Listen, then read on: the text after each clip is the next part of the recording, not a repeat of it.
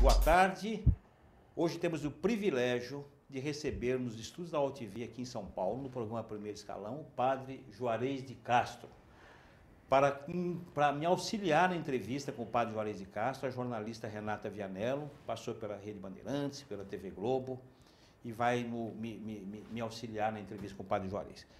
Padre Juarez, vamos começar falando da sua história de vida. O senhor nasceu em Lavras, estudou, teve a educação tradicional mineira, na cidade de Lavras, fez o primário, fez o ginásio, antigamente falava ginásio. Primeiro eu quero falar, estou muito feliz de o Renato estar com você e com você, Bedak. Muito obrigado, que eu admiro, que eu tenho um imenso carinho e conhecia a Renata faz pouco tempo e também estou encantado justamente com a simpatia, com o carisma da Renata também. Mas eu queria que o senhor falasse. Também, Caetano, quero falar. Agora que ele falou isso, também quero falar que eu estou encantadíssima em poder estar aqui. Obrigado. Assistir uma missa. Isso, ela participou com a gente lá, é verdade. Foi impressionante. Foi muito bom mesmo. O seu carisma. Então, foi muito bom. É um prazer. Mas a sua vocação, padre Juarez, começou garoto, adolescente em Lavras. O seu pai, prefeito da cidade de Lavras, um homem duro, exigente, com valores rígidos.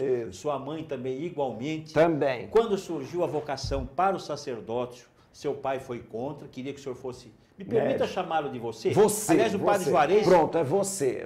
Nos obrigou a chamá-lo de você e não de senhor. Informal, isso né, mesmo, Caetano? mas é para ser você mesmo, senão a gente vai ficar muito senhorídeo para Então, cá. seu pai, vai dar. prefeito de Lavras, queria que você fosse médico, sua mãe também contra a vocação sacerdotal, e o senhor bateu o pé e fez valer a sua vocação e foi para o seminário. Queria que o senhor falasse um pouco da sua história vocacional. Até os 18 anos eu nunca tinha pensado em ser padre. Até os 18 anos, uma história maluca por isso. Até os 18 anos eu nunca tinha pensado em ser padre e foi uma coisa muito interessante que eu estudava num colégio Aparecida, que era um colégio de padres, ou seja, eram os padres que eram diretores, tinham alguns professores padres também, tinha uma admiração por eles, mas nunca tinha sido tocado para essa questão de querer ser padre, nada disso. Vi eles. Minha família era uma família católica, uma família que não tinha também essa coisa de... Católica tradicionalista. Tradicional, militante, praticante. Isso, mas é aquela coisa do católico de ir à missa só domingo.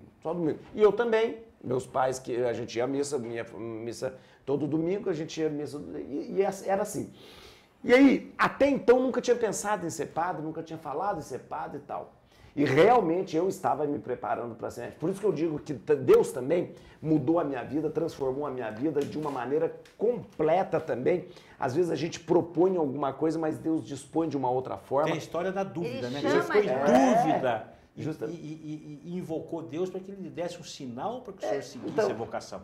Na verdade, para você ver uma coisa... a gente às vezes acredita, às vezes fala assim, como que Deus chama alguém para ser padre? Como Deus chama alguém para alguma vocação? Deus fala com aquela voz cavernosa do que a gente está acostumado a ver em Hollywood. Mas Deus não fala, Deus fala pelos fatos, pelas maneiras. E é isso que aconteceu. Pelo dia a dia e pelo fato. Um fato me chamou muita atenção, eu gosto de contar isso, porque o padre Sérgio era o padre diretor do colégio, um homem capacitado, inteligente, cheio de coisa para fazer. O colégio o senhor fez o ginásio? Eu era um adolescente com 18, 17 anos aí, e um dia eu estava com muita dúvida, com muita coisa, uns problemas lá, problema de adolescente. Aí vi o padre Sérgio passando no pátio, o padre Sérgio era uma pessoa que ele, é isso mesmo, aumenta a câmera que eu estou tendo que ficar... Você quer botar mais para cima? Põe... Isso, eu vou ficar mais assim, diretor, por gentileza. Isso, aí da providência. Meu cabelo tá atrapalhado também. Agora ficou não é, que piorou. Tudo branco. Isso. Aí o que acontece?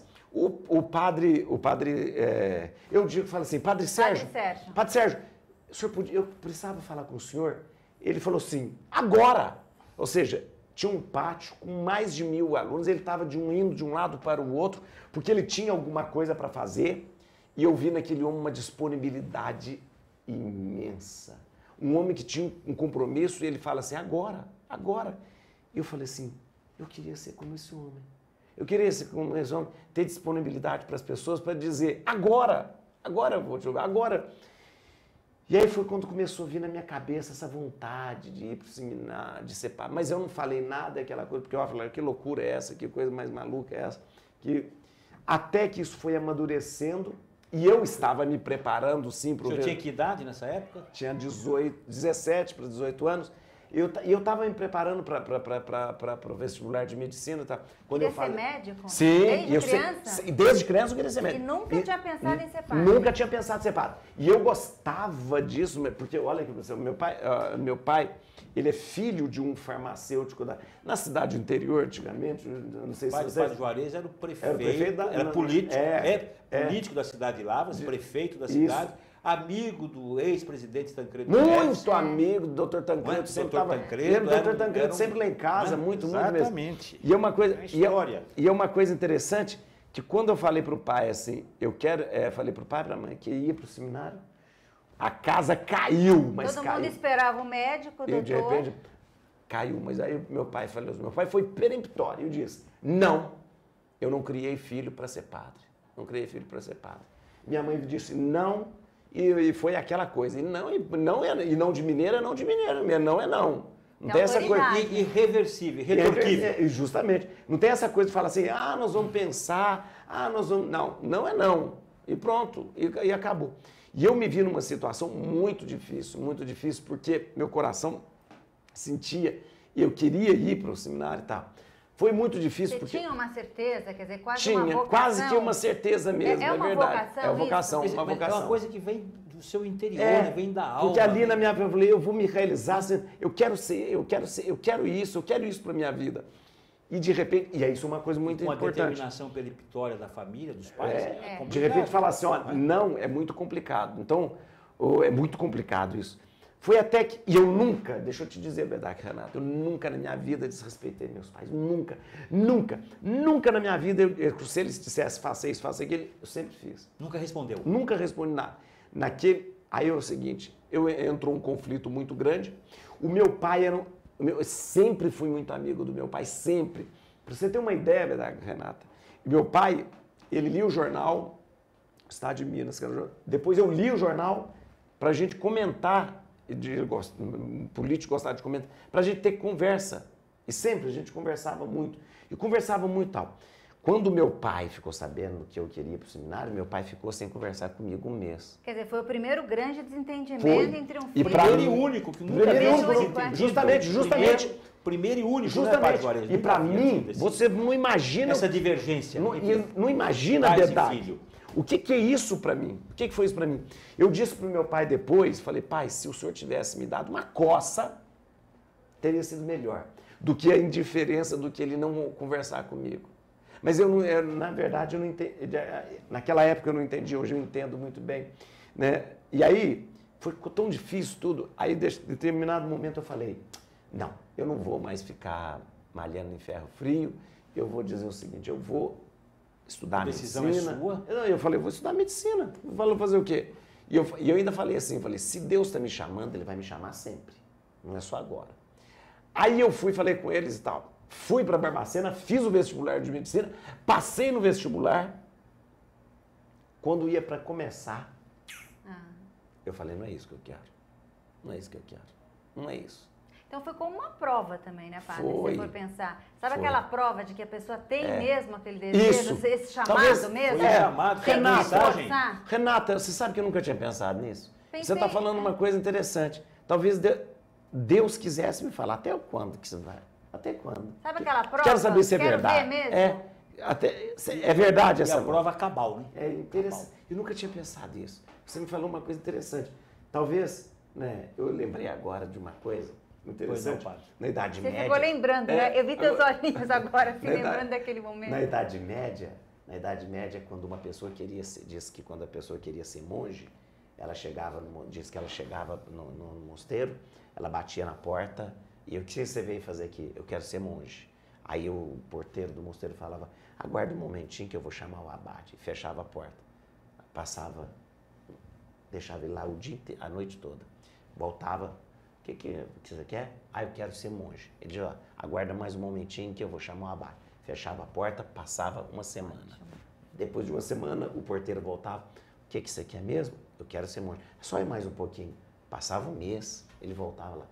Diz que depois de um mês, se ele estivesse lá, é porque ele queria ser monge. Mesmo. Era vocacionado. De fato. Então, você falando isso, Renata, eu lembrei assim, eu acho que Deus falou assim, vamos ver se o Juarez está querendo vamos mesmo. Testar se mesmo. Isso não é fogo de palha. Vamos ver se não é fogo de palha. passei no vestibular, fiz coisas. E quando eu estava voltando, eu lembro que eu estava voltando, aliás, que eu estava com meu pai, prestes a começar. Falei, ele satisfeitíssimo muito! Pela aprovação do vestibular, isso, não é? Para ele, um homem pai e mãe satisfeitos, vamos ter um filho o homem médico, mais realizado do mundo com aquilo. Talvez eles quisessem também netos, casamento, também, a história toda. justamente. Meu pai falava... Você era filho único? Pai? Não, nós éramos 6. Eu perdi o irmão, tem 4 anos que eu perdi o irmão. Aí, olha o que aconteceu. Eu falei aí quando voltou tudo de novo. Voltou a vaca fria. Eu falei assim, pai, eu não... Aí foi um horror. Aí meu pai falou, aí eu falei para ele, olha pai, se o senhor quiser que eu seja médico, eu vou ser por causa do senhor. Mas eu terminando, eu vou ser padre. Ele falou, então, a partir de hoje você faça o que você quiser da sua vida. Foi quando eu falei para ele, queria, aí ele ficou muito triste, ficou muito coisa. Fui para o seminário, sem a bênção dele, que isso para alguém do interior, quando a gente fala isso é muito importante. Você se agarrou mais na fé com do isso? Interior mineiro, né? Que é mais, bem tradicional. Mais tradicional. Eu tô indo sem a aprovação dele. A gente fala sem a mais bênção, né? Sem a aprovação dele. Então eu me senti a pessoa pior do mundo, porque eu estava fazendo uma coisa contra a vontade dos meus pais. Você se sentiu culpado até, Senti né? culpado. Palavra Sentimento de culpa. De culpa. E senti mesmo culpado. Eu lembro que quando eu fui despedido do meu pai, eu tô falando muito ou não? Não, imagina, a gente quando eu fui quer te ouvir. Quando eu fui despedido do meu pai... A sua história é uma história de vida, uma história de perseverança, de dedicação. Sabe que à noite meu pai... eu fui, minha mãe e meu irmão, meus 2 irmãos, que me levaram até Rio Negrinho, que era o primeiro seminário onde eu ia estudar. E aí, olha que coisa... Eu fui despedido do meu pai de madrugada, que a gente tinha saído de madrugada. E meu pai não dormiu. Lá em casa apareceu um velório. Ele estava na cama, sentado assim. E eu fui abraçar e pedir a benção a ele. E eu pedi a benção, beijei. E ele estava sentado e eu de pé. E ele me abraçou. E chorava copiosamente. Chorava. Que as lágrimas dele banharam. Eu estava com uma calça clara. Banharam. Naquele momento, eu disse que sim. difícil. Mas ele se conscientizou. Sim. Não, ele mas se olha, conscientizou também a sua decisão. Mas naquele momento, eu falei assim, eu não posso fazer isso com esse homem. Eu ia desistir naquela hora. Do sacerdócio? De ir para o seminário. Eu falei, mas eu não posso fazer isso com meu pai. Meu pai que me fez tudo para mim, eu não posso. Aí eu saí depressa daquela cena, que foi uma cena horrível, saí e fui. Aí Deus gosta de me provar muito. Deus me provou mais uma vez. Quando a gente estava saindo na rodovia, meu irmão falou assim, esqueci os documentos. Teve que voltar em casa e repetiu a mesma cena. Eu despedindo de novo do meu pai. Falei, não é possível. Aí fui para o seminário, foram de Lavras a Rio Negrinho, 1000 quilômetros. Minha mãe chorando, meu irmão sem dizer uma palavra. Chegamos a Rio Negrinho, foi quando eu comecei o seminário. E comecei. Foram 2 anos em Rio Negrinho. Os primeiros estudos. 2 anos. Depois eu fui para Jaraguá do Sul, que era Santa Catarina também. 1 ano de noviciado. Depois eu fui para Taubaté, onde fiz 4 anos de teologia. Aí, o senhor também é filósofo, fez também filosofia plena. Filosofia pura, em Brusque. Aí, olha, eu vou te dizer uma coisa. Mas aí, deixa eu contar isso, é importante contar. Eu tinha muita inveja dos meus colegas. Inveja não se tem, mas disso eu tinha.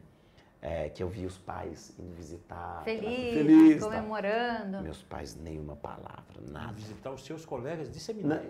Os pais iam visitar os seus colegas. Quer dizer que perdurou essa questão deles estarem contrariados com isso. 2 anos. Aí eu digo uma coisa. Não iam visitá-lo? Não ia. Foram 2 anos como se tivesse. Aí eu falei assim, o seguinte, Padre Sérgio, esse Padre Sérgio que me inspirou, que eu tenho o maior orgulho de dizer, ele falava assim, se você quiser ser padre, se apegue com Nossa Senhora. É ela que vai te ajudar.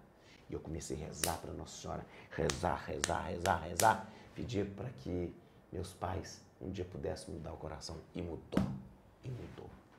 Meu pai e minha mãe começaram a aceitar de tal forma que quando eu me ordenei padre... Não, e eles viram que era vocação Sim, mesmo, concorda? sim, justamente. Estão vendo um filho que eles conhecem, de repente ali, firme, que nunca disse não para os pais. Perseverante. E de repente Isso. está perseverando Isso. ali, estudando. É verdade. E olha, eu vou dizer uma coisa, quando eu disse, minha mãe acolheu de uma tal forma depois de tudo. Meu pai depois ficou tão orgulhoso, minha mãe dizia assim, até hoje ela diz, falou, se eu soubesse que era tão bom, eu tinha mandado todos os filhos ser padre. Hoje ela tem orgulho, né, Padre Juarez? Hoje E ela tem orgulho. Eu imagino. Não, um orgulho danado. E o meu pai, eu ainda vi, o meu pai me viu 4 anos padre, porque ele morreu em 90, ele morreu depois. Você se ordenou em 1995. E meu pai morreu em 99. Aí olha o que aconteceu. Eu lembro do meu pai na ordenação, a ordenação é muito bonita que... Eles foram, os pais foram. Foram, porque aí a minha ordenação foi em Lavras. A gente é ordenado na mesma cidade que a gente nasceu. Existe um rito na ordenação que é muito bonito. O bispo, depois de ungir as mãos, ele põe as mãos da gente assim e amarra. E amarra com uma faixa e aperta mesmo a faixa. Ou seja, você agora está ligado às coisas de Deus, né? E aí depois há um momento que o bispo chama os pais para abrir essa faixa. Abrir. Que bonito isso. Aí os pais abrem, como se fala assim, ó, desligado para as coisas do mundo e ligado para as coisas de Deus, né? E os pais abrem como que oferecem. E meus pais vieram, choraram muito. Meu pai beijou minha mão, beijou a mão e tudo. E depois eu via. Meu pai nunca disse assim, eu gosto muito de você ser padre. Nunca disse verbalmente. Mas ele fazia uma coisa que era interessante, que eu achava muito ruim, né? Mas era o gesto que ele me mostrava, que ele aceitava. Tinha aprovado. Ele só confessava comigo. Olha, É horrível que eu tenho a confissão de padre, vocês não imaginam. Mas ele só confessava comigo. Falava, pai, tem tanto padre para confessar. Justo Você filho. tem que me chamar para Aliás, confessar. padre, falando em confissão, eu soube que muitos fiéis procuram você, né? Que a gente chama de você, para fazer a confissão. Então, aquela disponibilidade lá no início da tua vocação, que você observou no Padre Sérgio, você leva isso hoje para o teu dia a dia, para ouvir essa inspiração, Renata, pegando carona em pergunta da Renata, essa inspiração continua no seu sacerdócio, no seu dia a dia como padre? Eu procuro ser o mais disponível possível, porque eu entendo o seguinte, por que nós fazemos, por que nós somos celibatários? Por que nós não casamos? Nós não casamos para a gente ser totalmente disponível para as pessoas. O celibato na vida do padre não é uma negação do matrimônio. Não, o matrimônio é uma das coisas mais lindas que Deus criou, o sexo é uma das coisas mais lindas que Deus criou. Então, o fato de nós não nos casarmos não significa... É um voto. Mas é um voto de disponibilidade. Disponibilidade. Por quê? Porque se eu não me caso e não constituo família, significa que eu não estou exclusivizando uma família e um amor para ser de todos. Para se doar para a comunidade. Para todos, justamente. Então, ao invés de eu ter uma mulher a quem eu tenho toda dedicação, que seria minha esposa, eu vou dedicar todas as pessoas da comunidade. Ao invés de eu ter 2 filhos, 3 filhos, ao qual eu vou ter exclusividade no amor, eu vou ter todos como meus filhos. Os votos são 3, né, Padre Juarez? Existe o né? voto, não interrompendo a sua resposta, além do voto, o celibato, existe o voto de pobreza e o voto da obediência. Os chamados os religiosos, os padres religiosos, não só os padres, mas as freiras também, têm os 3 votos, obediência, castidade e pobreza. Obediência sempre, e olha, sempre em função, olha que bonito, isso é bonito da igreja, nunca em função da pessoa, mas sempre em função da comunidade. Sim. Eu sou pobre porque eu não tenho nada para meu, mas eu tenho aquilo que Deus me dá para que eu esteja vivendo para a comunidade. Eu sou obediente à igreja, que me diz é por aqui, para que você se coloque em serviço, e a castidade, o voto de castidade, e que nós vivemos, todos nós vivemos a castidade, ou seja, o casal vive a sua castidade e a nossa castidade é vivida no celibato. Por falar em voto... tanta curiosidade, né?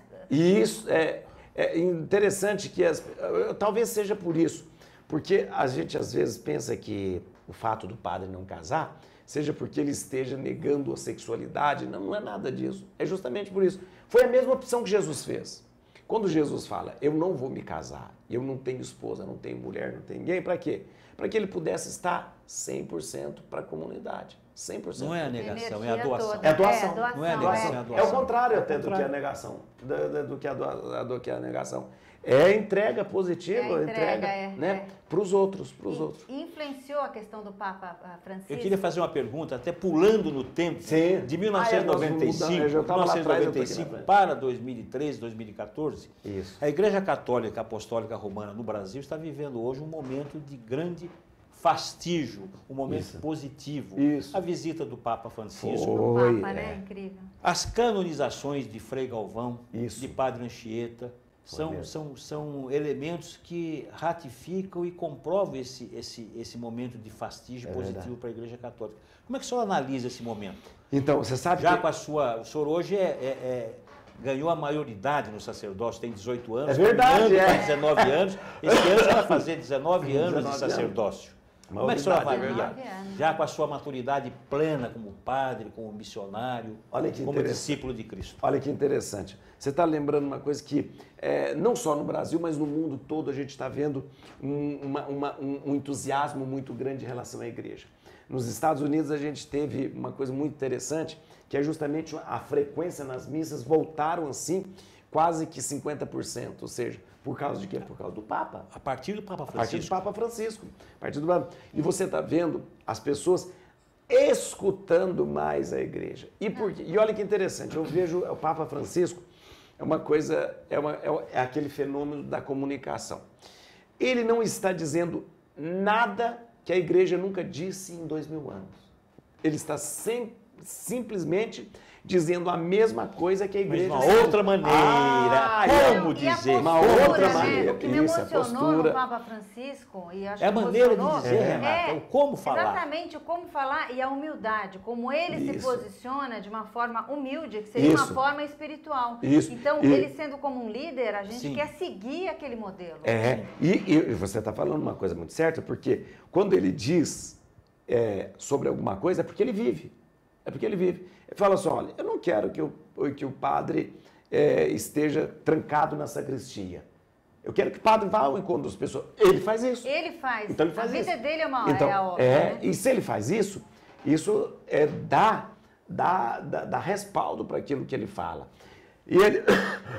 É o primeiro Papa não europeu da história, o primeiro jesuíta. O primeiro jesuíta, que é uma coisa muito interessante, que os jesuítas sempre tiveram muita influência e poder, mas nunca foram papas. Nunca tivemos um papa jesuíta.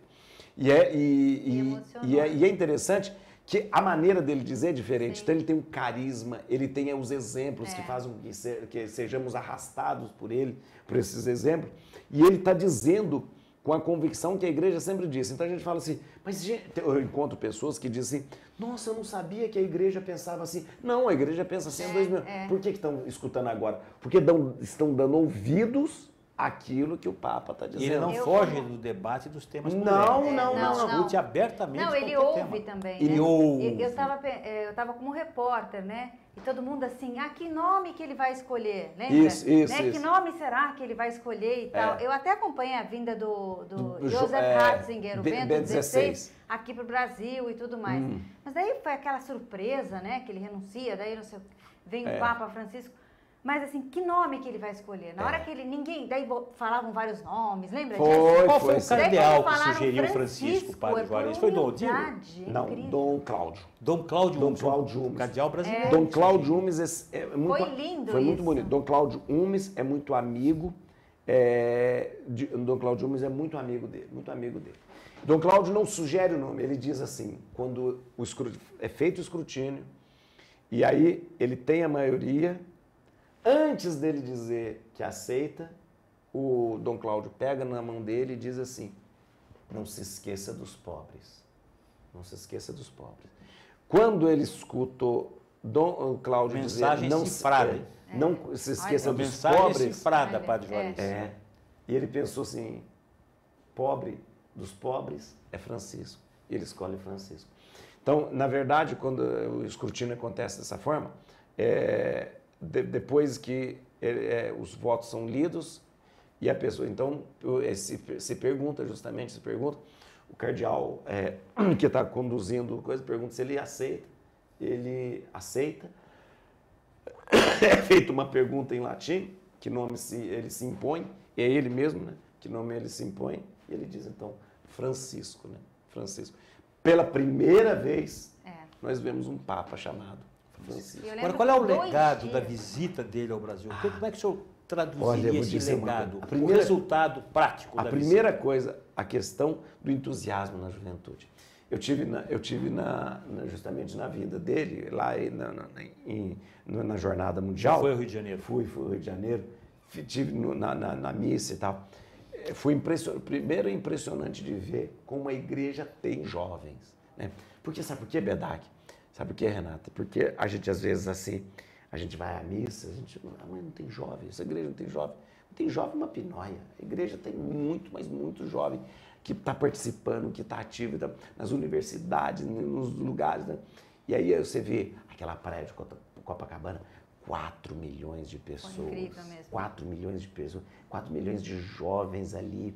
Do mundo todo. Do mundo todo. Eu estive no Rio de Janeiro durante a semana toda. Então era impressionante você ver o Rio transformado. Era jovem em tudo quanto era lugar. Eu peguei o metrô, foi na segunda-feira, o metrô ali na Glória. Aí o metrô parou aquela coisa. Porque não teve tumulto, não teve nada. De repente eu vi uma coisa que mais impressionante. Ali fica impressionante. Eu estava dentro do metrô, coisa mais impressionante. Né? Quando vê, eu falei assim, vai ter quebra-pau. Quando vê, os jovens começaram a cantar. E de repente o metrô, todo mundo cantando música.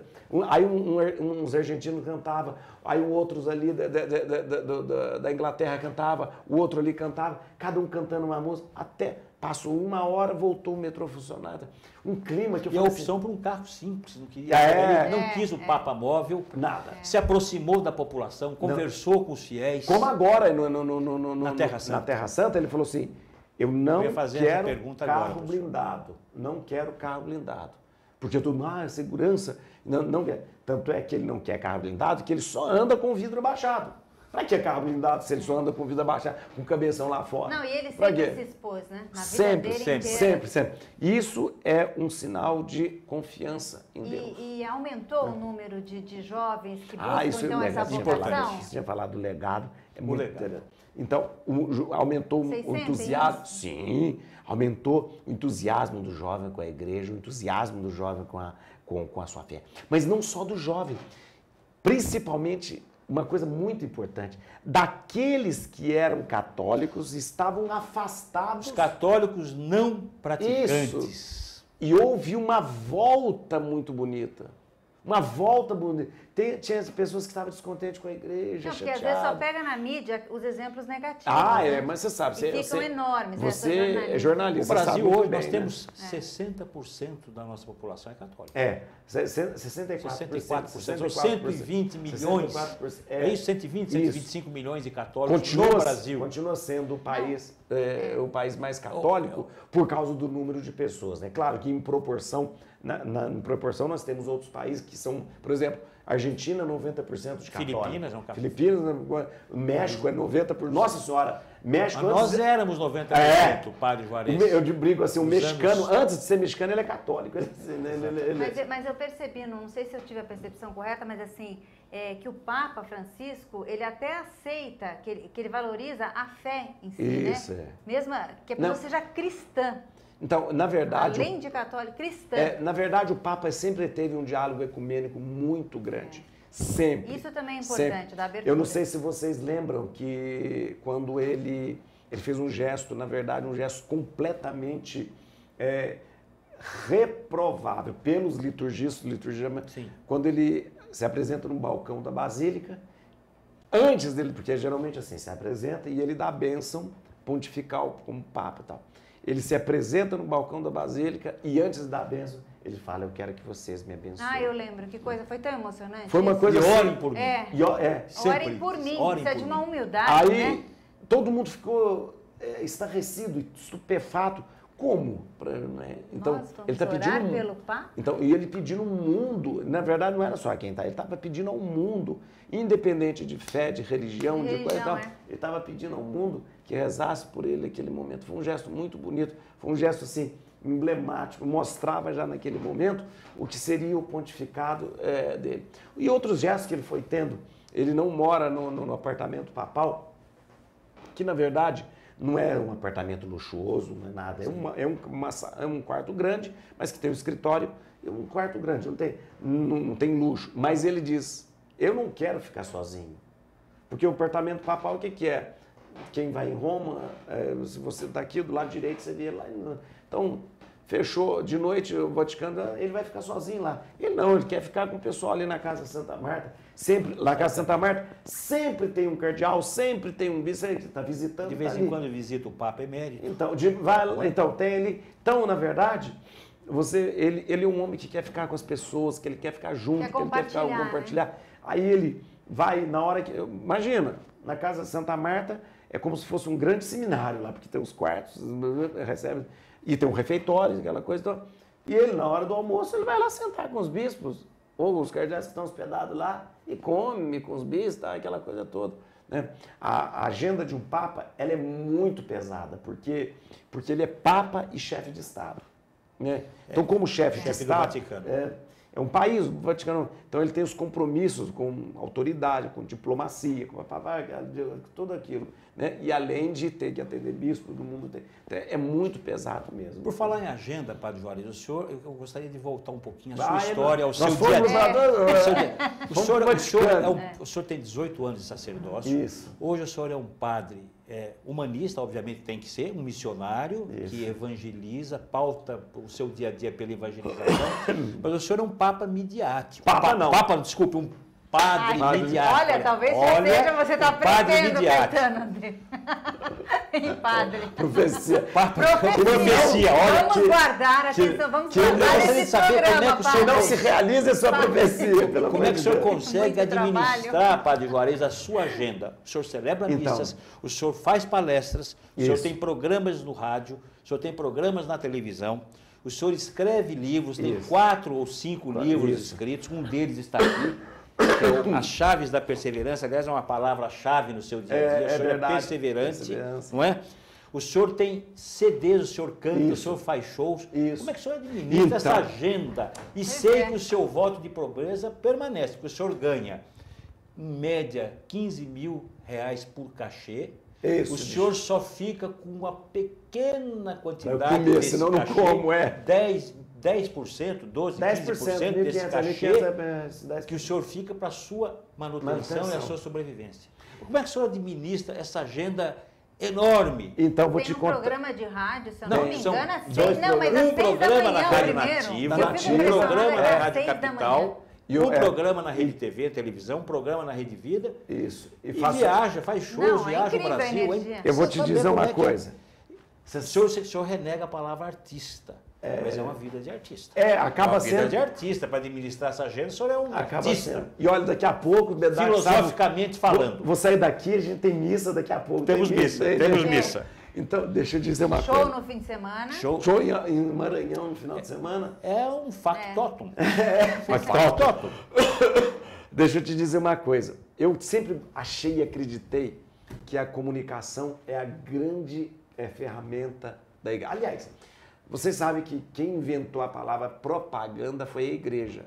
A primeira preocupação da igreja foi propagar a fé. Propagar a fé. Então, a igreja é a primeira empresa de comunicação que a gente tem na humanidade. Porque é o seguinte, nós temos o evangelho e Jesus falou, agora vocês vão distribuir esse evangelho. Como? Comunicando o evangelho. Então, o evangelho tem que ser comunicado. Na época de Paulo, tinha o seu jeito de comunicar o evangelho, que era indo, pregando, subindo no aerópago, tal.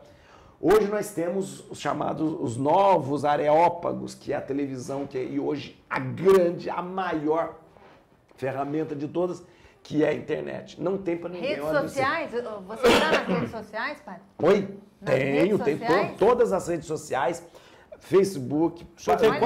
Não interrompendo, quantos acessos mesmo o seu site, suas redes sociais? Tem muita coisa. Eu sei de gente seguindo. 100 mil acessos? Tem mais, ou mais? Tem mais, acho que no Facebook tem quase 300 mil, tem uma coisa assim. Né? Então, eu vou dizer uma coisa. Aí é o seguinte, e mesmo no seminário, mesmo no coisa, aliás, voltando um pouquinho, antes de ser padre, olha para você ver como que Deus prepara tudo isso na vida.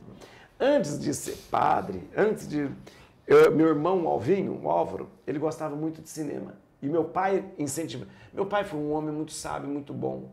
Ele incentivava a gente tudo para fazer. Quando ele percebeu no meu irmão que ele gostava de cinema, ele deu para o meu irmão uma coisa que ninguém sabe mais, o Bedak sabe, você sabe, um projetor, uma filmadora Super 8. E aí o meu irmão começou a fazer filmes. Eu e meu irmão, mais meu irmão. Então nós fizemos mais de 6 filmes. Você já teve ali uma lição, né? Uma aula de como produzir para lidar com a comunicação. Justamente, filmes. Foi o embrião. Foi o embrião. Olha para você ver como que Deus prepara. Tanto é que nós temos esses filmes Super 8, esse filme. Aí o que acontece? Quando eu fiquei padre, eu falei assim, eu preciso evangelizar. Eu preciso evangelizar. E Deus foi colocando todos os desafios. Rádio, televisão, jornal para eu escrever. Quando eu estava na filosofia, eu tinha uma coluna no jornal da cidade de Brusque. O jornal chamava aqui a notícia, acho que era notícia. Eu tinha uma coluna semanal no jornal de Brusque. Enquanto estudante. Enquanto estudante. Então sempre tinha. E a gente que está estudando filosofia, a gente gosta de ser muito intelectual. Hoje eu pego o certo e falo, ai meu Deus, que intelectualoide que eu queria. Porque a gente está estudando filosofia, a gente quer dar uma de filósofo também, né? Então não escreveria daquele jeito se fosse hoje. Aí, então, olha que coisa. E Deus foi colocando tudo isso nas minhas mãos. Foi colocando e me desafiando para fazer cada vez mais. E eu achava que eu devia responder cada vez mais, tudo aquilo que estava acontecendo. Aí, olha o que acontece.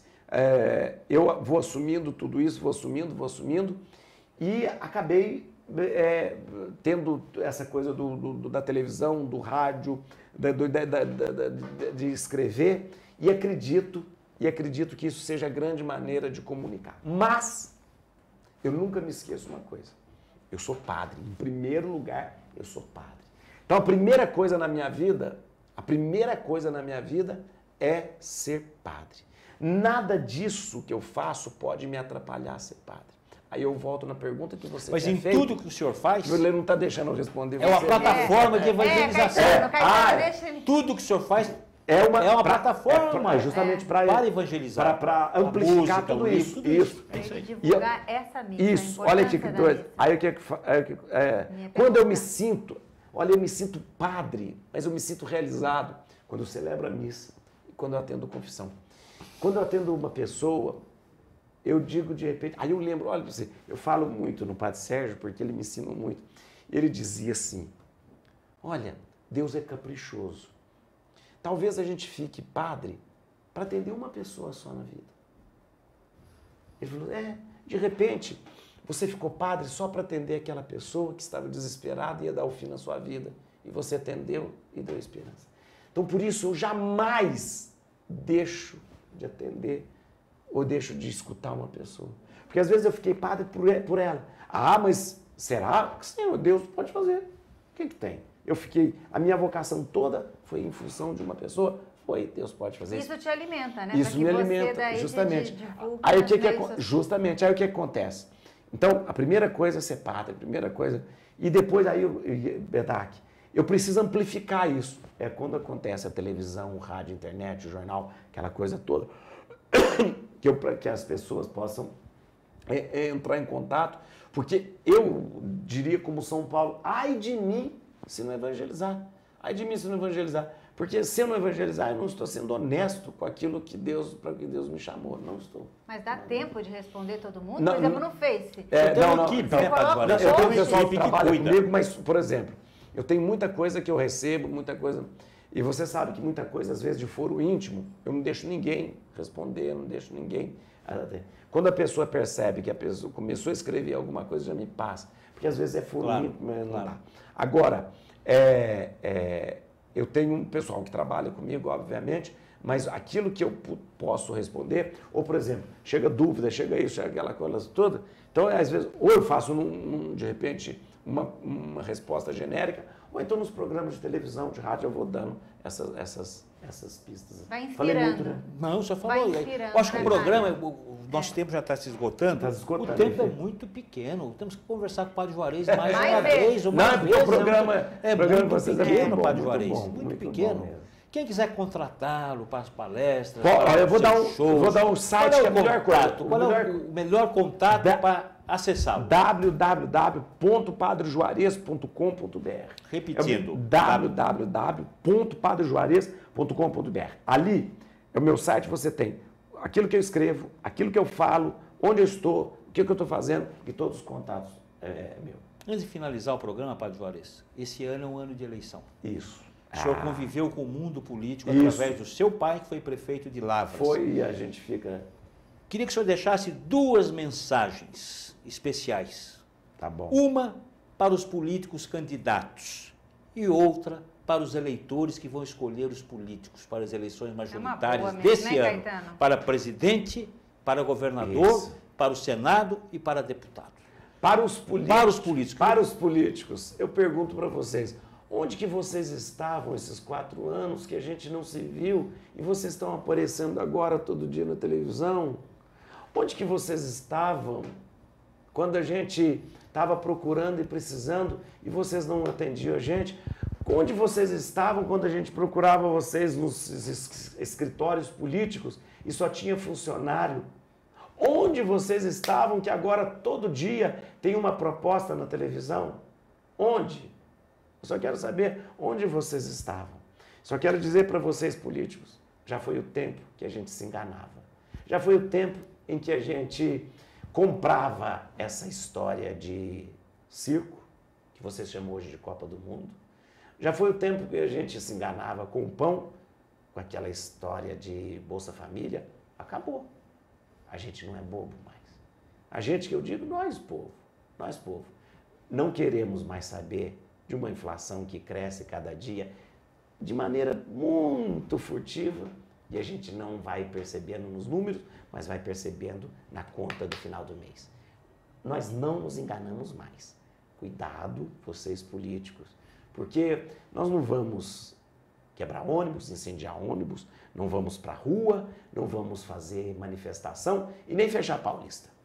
A gente se encontra nas urnas, só lá. E para os eleitores? E para os eleitores, eu vou dizer uma coisa, preste bem atenção, porque esse ano não é só ano de eleição, é ano de Copa do Mundo. Não se deixe levar pelo entusiasmo e pelo fascínio de uma Copa do Mundo, esquecendo que a gente tem um compromisso de 4 anos, então não dá mais para aguentar tantas e tantas coisas colocadas nas nossas costas, como imposto, como inflação, como uma política que é baseada em esmola. Não se deixe enganar por isso. Mostre o seu poder nas urnas. Sabe as palavras, Padre Juarez. Muito obrigado pela sua presença, obrigado vocês. pela sua participação, Obrigada. Vocês, pelo conteúdo da sua entrevista. Muito boa entrevista, pelos seus ensinamentos, pelas suas mensagens. Até uma próxima oportunidade. Obrigado. Muito obrigado mesmo. Obrigado, Renato. Obrigado, muito Renato. Obrigada. E até a próxima terça-feira, se Deus quiser.